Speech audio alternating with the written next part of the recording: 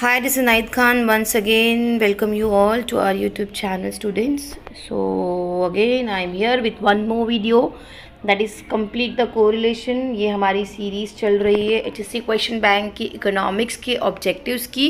So we have completed one type of objective, that is choose the correct option. Now next one is complete the correlation. थोड़ा सा आप लोगों को clumsy लग रहा होगा, लेकिन ये मैंने जानबूझ के किया. ये आंसर यहाँ पर है. आप लोगों को मैं प्लेन वाला PDF भी प्रोवाइड कर दूँगी, ताकि जो स्पेस है आप वहाँ पे आप लोग अपने आंसर्स लिख सको. जब आप लोग समझ लोगे, लर्न कर लोगे, तो चलो. So let's get started. Time waste नहीं करते हैं, चलिए. सो सबसे पहला स्टूडेंट है, ये तो सबसे सिंपल है और हमेशा एग्ज़ाम में आता ही आता है. Microeconomics, micros. मैं आपको बता दूँ कि जो माइक्रो इकोनॉमिक टर्म जो है बेटा, वो मिक्रोज वर्ड से आया है, ठीक है. तो वैसे ही जो मैक्रो इकोनॉमिक्स है वो मैक्रोज वर्ड से आया है. तो अगर आप ध्यान से देखो तो सिर्फ आई को ए से रिप्लेस करना है. तो यहाँ पे MIC है और यहाँ पे MAC है. तो यहाँ पे MIK है, तो यहाँ पे क्या हो जाएगा, MAK, ठीक है. नेक्स्ट आता है हमारा जनरल इक्विलिब्रियम. फर्स्ट चैप्टर में ही है अभी हम लोग. Macroeconomics, yes, macroeconomics का one of the feature student general equilibrium, मतलब कि ये जनरलाइज प्रिंसिपल पे बिलीव करता है. सिमिलरली यहाँ पे आपको दिख रहा होगा कि माइक्रो इकोनॉमिक्स में मैंने क्या लिखा है, पार्शियल इक्विलिब्रियम. क्यों, मैं बताती हूँ. यहाँ पे सपोज ये एक सर्कल है, सर्कल मतलब कि ये एक एरिया है, ठीक है, और यहाँ पे ये इतने सारे लोग हैं. फिलहाल मैंने इतने डॉट बनाए हैं. तो जब मैं मैक्रो की बात करूँगी तो मैं क्या करूँगी, इस सर्कल में जितने भी लोग हैं, सपोज मुझे उनकी इनकम के बारे में स्टडी करना है, तो मैं सारे लोगों का एक साथ स्टडी करूँगी. लेकिन जब मैं माइक्रो इकोनॉमिक्स की हेल्प लूँगी तो मैं क्या करूँगी, I will isolate one family, ठीक है. I will isolate that family and study that family in detail. That is why it is called partial equilibrium, ठीक है.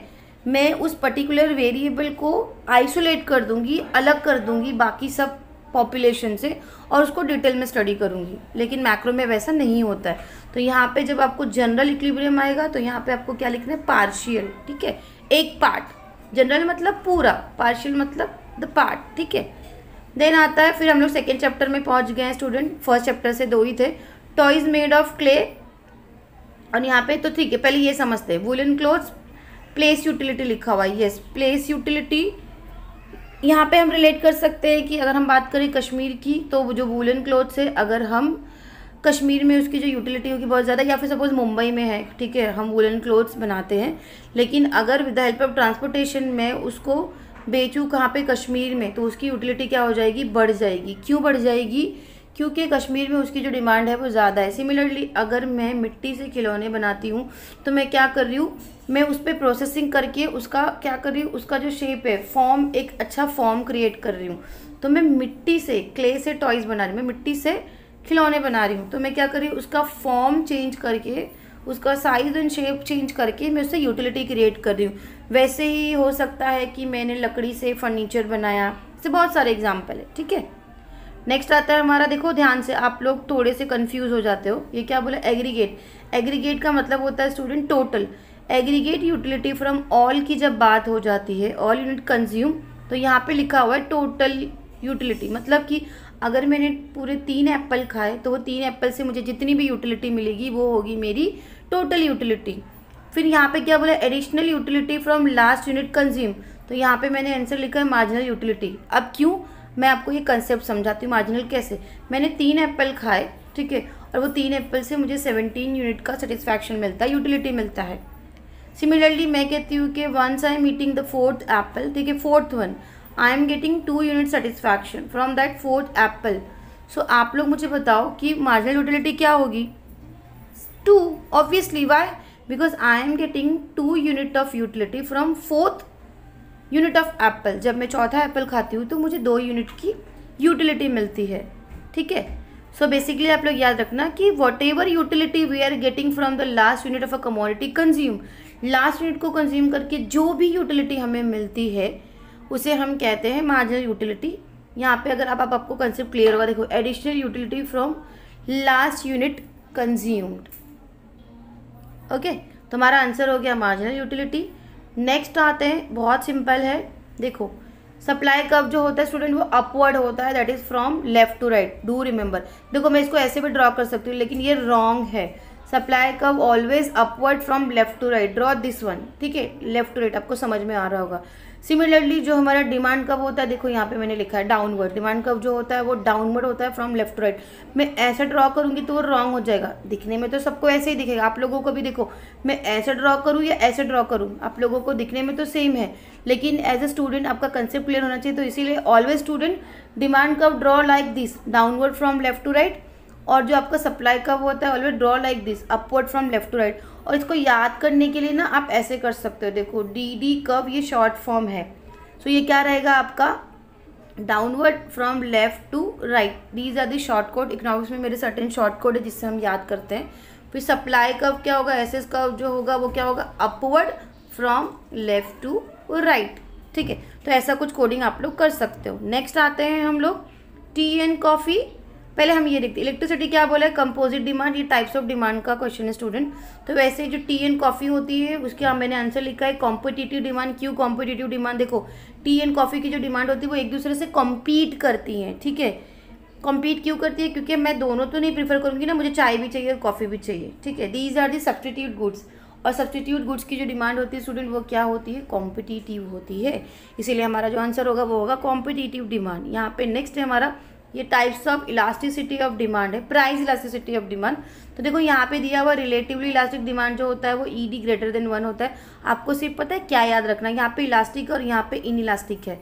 तो यहाँ पे जब ईडी ग्रेटर देन 1 है तो जब इन लग गया तो फिर क्या हो जाएगा, ईडी लेस देन 1 हो जाएगा। तो आप लोग ऐसे भी रिलेट कर सकते हो, जिन्होंने अभी नहीं पढ़ा है और जिन्होंने पढ़ा है उनको समझ में आ रहा होगा कि सिम्बॉलिकली हम जो रिलेटिवली इलास्टिक होता है उसके लिए हम सिम्बॉलिकल रिप्रेजेंटेशन में ईडी ग्रेटर देन 1 लिखते हैं और रिलेटिवली इलास्टिक में हम क्या लिखते हैं, ईडी लेस देन 1। लेकिन जिनको समझ में नहीं आ रहा तो मैं बता दूं, इलास्टिक है मतलब कि डिमांड क्या हो रही है, ज़्यादा बढ़ रही है एज़ कम्पेयर टू प्राइस। देखो ये डिमांड है और ये प्राइस है, मेरी डिमांड क्या है, ज़्यादा है as compare to price.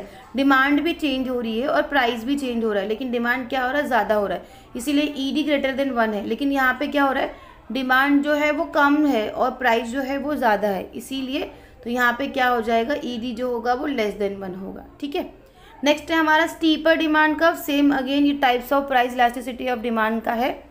Relatively inelastic जो डिमांड होता है उसका जो डिमांड कर्व का जो शेप होता है स्टूडेंट वो स्टीपर होता है।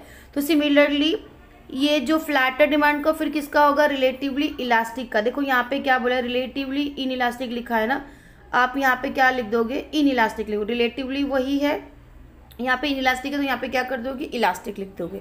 तो आपका आंसर आएगा relatively elastic demand. And second last है हमारा इस लेक्चर के लिए, थर्ड लास्ट स्टीपर डिमांड का, हाँ हमारा हो गया, हाँ सेकेंड लास्ट। टोटल कॉस्ट का फॉर्मूला है total fix cost and variable cost. नहीं समझ में आ रहा, देखो बहुत ज़्यादा टर्म्स यूज़ करने की ज़रूरत नहीं है।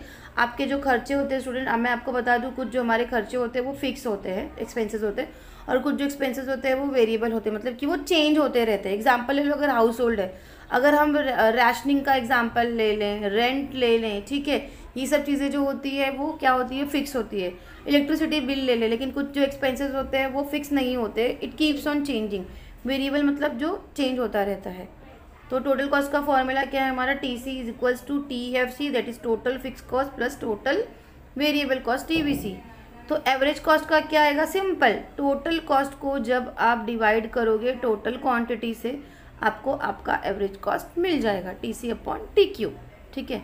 एंड नेक्स्ट है हमारा expansion of supply, price rises. ये एक्सपांशन ऑफ सप्लाई में प्राइस जो होता है वो बढ़ता है। तो similarly student contraction of supply में क्या हो जाएगा, प्राइस जो होगा वो फॉल्स होगा, मतलब प्राइस जो होगा वो गिरेगा, ठीक है, डाउनवर्ड जाएगा, ओके। एंड स्टूडेंट आप लोग सिर्फ एक्सप्लेनेशन ध्यान से देखिए, स्क्रीनशॉट लेने की ज़रूरत नहीं है। मैं PDF जो है after all this lecture, once I complete with the lecture, I will give you the PDF in the description box. No worry student, you just have to prepare for your examination. I am here to help in your examination. Thank you, thanks for watching the video student. और अगर आप लोगों को हमारा video पसंद आ रहा है तो प्लीज़ हमारे चैनल को सब्सक्राइब करें और अपने दोस्तों के साथ में शेयर करना ना भूलें। और अगर आप लोगों को हमारे वीडियो की नोटिफिकेशन मिलती रहे तो इसीलिए please hit the bell icon.